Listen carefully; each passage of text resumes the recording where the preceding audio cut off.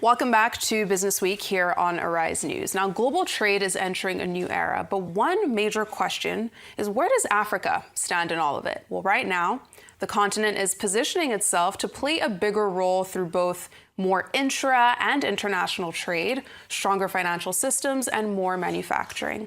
Now, cue the African Continental Free Trade Area, which is expected to boost intra-African commerce while also growing investment in industrialization, digital payments, and supply chains. In turn, it's meant to create new opportunities for businesses across the continent. But gaps in financing, lackluster infrastructure, and slow reforms when it comes to policy are still major challenges to unlock Africa's full potential. Joining me now to discuss African trade and how it's positioning itself, especially in the age of AI, is Dr. Tony Nwose, who's the founder and CEO of Niteon, Inc. Thank you so much for joining me this morning on Business Week. Thank you so much for having me. Of course. So I was reading a little bit about Niteon, and it initially started as a digital export marketplace, but it essentially kind of transitioned into doing more financing, trade financing to connect African suppliers to global markets. So just walk me through the progress of the company and where it stands today.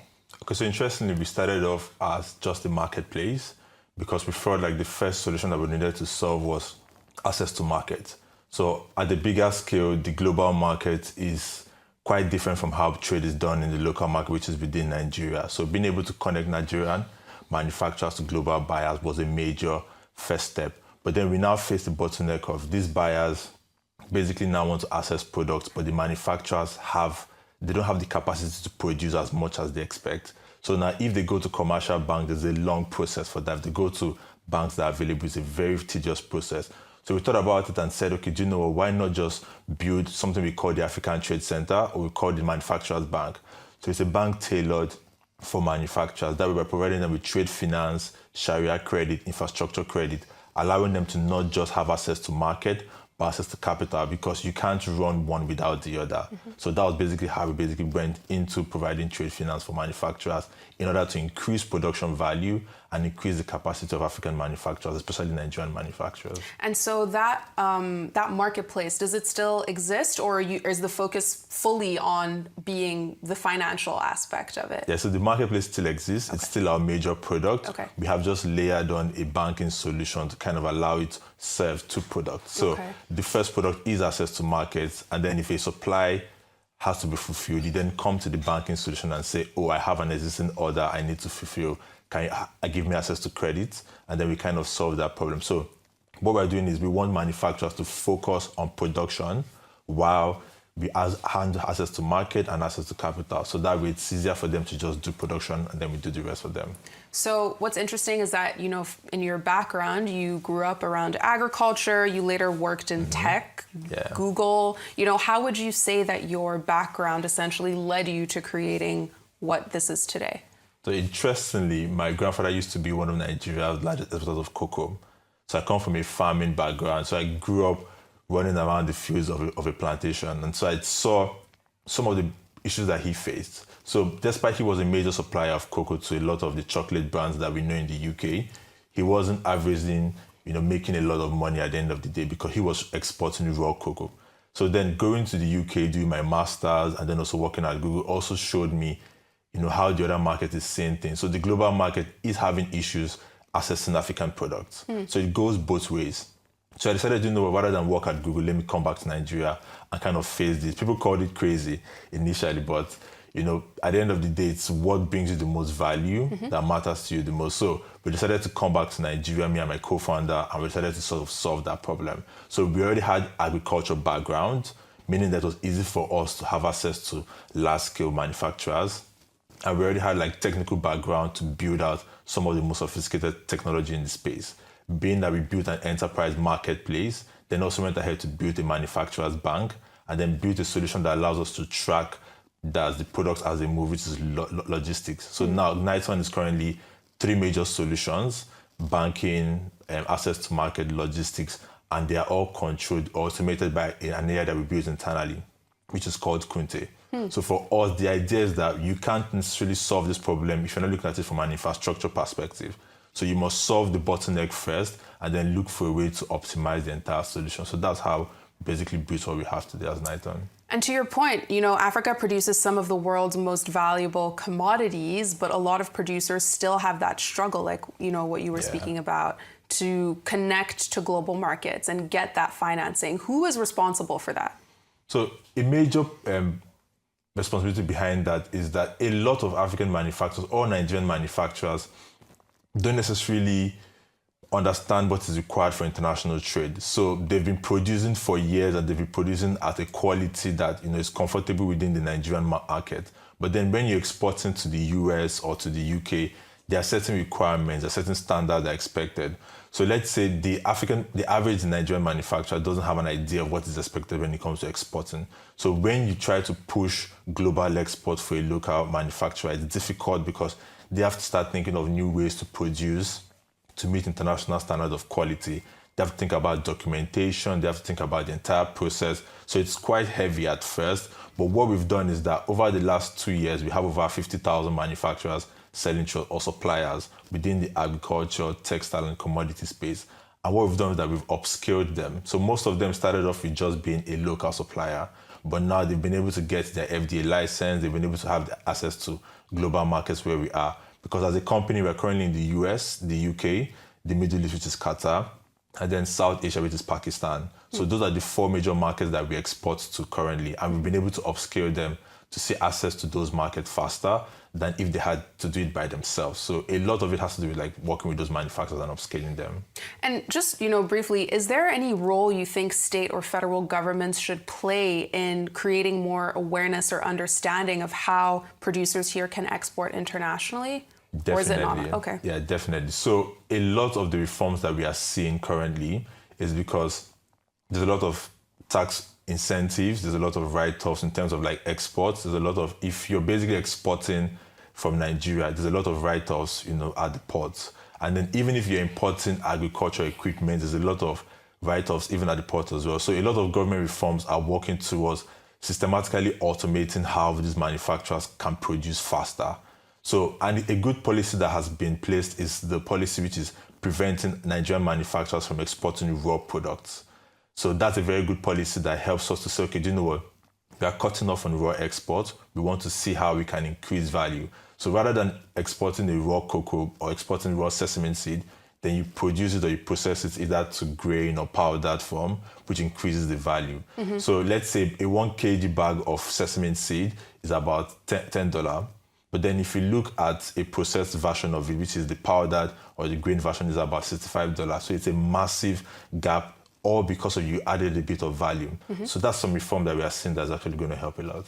And then that's the government side. But if we look on the financial side or the banking side, what could be done differently in that industry to strengthen Nigeria's export potential? What are the banks not doing that they should be doing? Yeah, so I think what we can see is that most banks still sort of treat agricultural businesses like, normal commercial businesses. Bearing in mind that agricultural businesses are not as structured as commercial businesses. Most of them don't have heavy collateral available to sort of access this credit.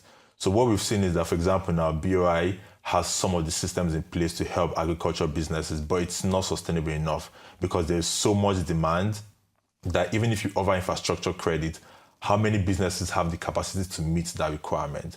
So banks need to restructure, which is why we kind of see Niteon Capital as a solution for the manufacturing bank, which is the manufacturing bank itself.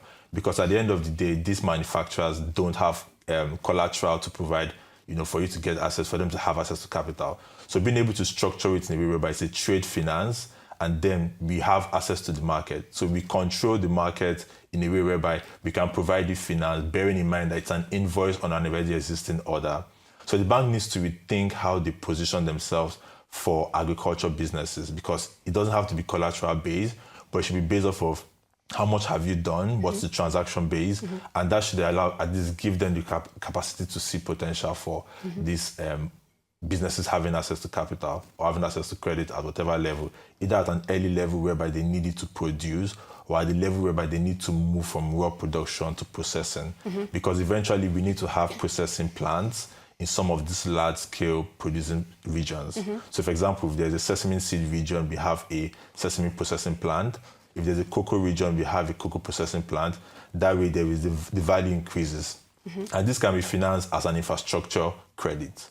So they can pay gradually as they produce or as they use those infrastructures in those places, which is what we are currently doing at Niteon, to kind of see how we can build plants in certain regions and help manufacturers add more value to what they produce. And what's interesting in all of this is the fact that you also have a Sharia compliant financing that was essentially pitched specifically for northern Nigeria. Northern Nigeria and the Middle Belt are kind of like the breadbasket of the country, but they're also dealing with the most insecurity, large areas of ungoverned spaces. I mean, how are you supposed to reconcile these two? You're trying to help producers, but the environment is not very conducive to business, right? So what we've decided to do is that we've been very practical around making sure that we are working with aggregators. So for example, certain regions in Kano, Kaduna, Katsina obviously still have insecurity issues, but there are regions that are still producing at larger quantities. So what we're trying to do is that we're trying to work with aggregators in regions that are still very stable. And I mean, there's something that we all know that, or we have an idea of, which is the fact that a lot of this insecurity individuals were people who were farmers who no longer have the capacity to produce. So we need to call a spade a spade. A lot of this insecurity is happening because these individuals were probably coming from farming background, they've been farming, and they haven't gotten enough support that they've left that business that they were doing, which is farming, and then they are now taking up arms and doing something else. So we need to basically see how we can furthermore improve the capacity of those regions and not just write it off as, okay, this is an insecurity region, we can't necessarily do business there, but find ways to improve the livelihood of those who are in those regions and furthermore increase the production capacity in those regions as well. Kind of wrapping up because we're running out of time, sustainability has become a major focus for global trade as well. How do you think tech can help African manufacturers produce more while also, post-harvest losses and this environmental impact that, again, the North faces a lot because of, how arid it is and just, things like that? Okay, so what we've realized is that data plays a very big role. So, for example, tech companies have the ability to see soil topography. So what it means is that you can basically use like a Google Earth embedded API and then obviously see that, okay, this region can produce this particular product and it would be at good capacity, it would be at quality. Or maybe, don't basically put pesticides on currently today because it's about to rain. Because imagine you're a farmer and then you sprayed pesticide on your products and then it rains and everything goes to waste. So I think tech can play a very big role in seeing how manufacturers can optimize production. Another very good example is that for sustainability at Niteon, most of the vehicles that move products for us are CNG vehicles. So they are not necessarily operating under like fuel diesel operations. So most of them are CNG gas at the moment. So what that does is that it helps us to basically curb a lot of emissions, helps us to curb a lot of wastage that happens in the entire process. So we are very particular around sustainability as a company, but then also tech has a way of optimizing the entire process, because if you had to, as a US buyer, come to Nigeria to do business, it's going to be quite difficult figuring out the banking, figuring out the access to market, finding the suppliers, figuring out the logistics. But then the tech company that runs all three solutions and makes it simple, right, basically makes it more efficient. So if you've been doing $20,000 as a buyer, you have the potential to do $100,000, knowing fully well that this particular solution solves all the bottleneck and even helps the manufacturers themselves increase production. So tech has a big role to play in that. Absolutely. Dr. Tony Nwose, thank you very much for joining me this morning on Business Week. Thank you so much for having me.